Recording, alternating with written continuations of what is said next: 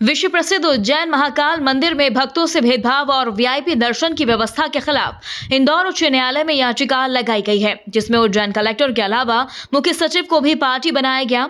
इंदौर के अधिवक्ता चर्चित शास्त्री ने इस याचिका के माध्यम से न्यायालय को अवगत करवाया कि महाकाल के दर पर दो अलग अलग व्यवस्थाएं चलाई जा रही हैं, जिसमें नेता, अफसर और अभिनेताओं के लिए अलग और देश में दूर दराज से दर्शन करने के लिए आने वाले भक्तों के लिए अलग व्यवस्था है। गौरतलब है कि सावन माह में भी दूर दूर से आए कावड़ यात्री मंदिर प्रशासन की व्यवस्थाओं से काफी खफा नजर आए। बताया गया कि न्यायालय में बहस पूरी हो चुकी है, जिसके बाद न्यायालय ने फैसला सुरक्षित रख लिया है और जल्द ही पूरे मामले में न्यायालय फैसला सुनाएगा।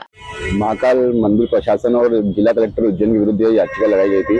जिस तरह महाकाल मंदिर में जो लगातार भेदभाव भक्तों के साथ हो रहा है, उसको लेकर हमारे द्वारा ये याचिका प्रस्तुत की गई थी, जिसमें महाकाल को दो भागों में प्रशासन द्वारा कर दिया गया। एक नेता पुत्र और वीआईपीओ के लिए एक अलग से सुविधा कर दी गई, और जो भक्त हो रहा है वो लगातार धक्के खा के परेशान हो रहा है, उसके विरुद्ध याचिका लगाई गई थी।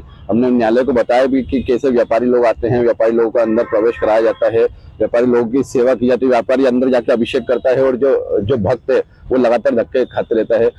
पूर्व में भी कई नेता पुत्र अंदर जाते तो वहाँ के प्रसाद मंदिर के कैमरे बंद करके उनको वीआईपी दर्शन कराए जाते हैं। तो हमारी ये जो लड़ाई थी, ये मैंने न्यायालय को बताया, ये मेरे स्वयं की लड़ाई नहीं, पूरे देश की लड़ाई है। हर आदमी के आराध्य बाबा महाकाल, और हर आदमी चाहता है कि अपने आराध्य को एक बार वहाँ पे अंदर मंदिर में जाके जल चढ़ाया जाए।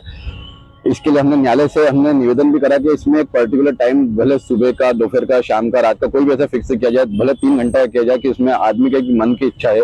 जो व्यक्ति हजारों किलोमीटर दूर से कावड़ लेकर आता है, इसी आस्था से आता है कि अपने आराध्य को आकर जल चढ़ाया जाए, उसको लगातार धक्के मुक्के होते हैं, वो लगातार परेशान होता है कि उसकी आस्था के साथ जो छल किया जा रहा है प्रशासन द्वारा।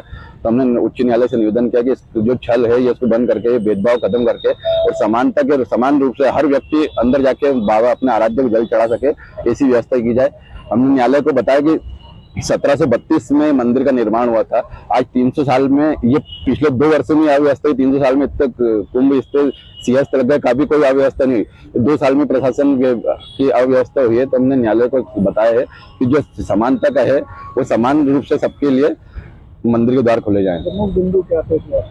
प्रमुख बिंदु हमारा यही था कि सभी व्यक्तियों के लिए एक पर्टिकुलर टाइम फिक्स किया जाए, उसके लिए कि व्यक्ति अंदर जाके अपने आराध्य को जल चढ़ा सके। और जो भेदभाव और लगातार जो वहाँ के प्रशासन जो कर रहा है कि व्यापारियों को, नेता पुत्रों को अंदर जो प्रवेश दिया जा रहा है उसको बंद किया जाए, और सभी को समान रूप से उसमें अवसर प्रदान किया जाए।